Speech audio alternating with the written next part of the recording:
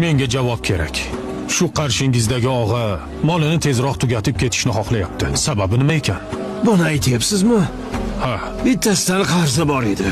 Qaroqchi sifat biridan kechikach kelib do'konini ostin-ustin qildi.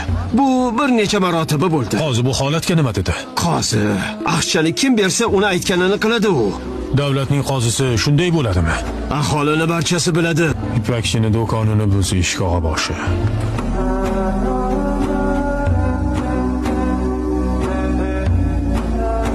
Qul haqqiga tajovuzdan jinoyatchining 40 emas, 80 darra urilishiga. Ammo shunga qaramay afv etilishiga qaror qilindi. Ehtirom, Sulton Bayezidxon hazratlari! Unday qilmang sultonim, unday qilmang. Shaytonga quloq soldim. Har qul xato qiladi sultonim. Ko'rinib turibdi, bularning kallasi badaniga og'irlik qilyapti. Ya marhaba.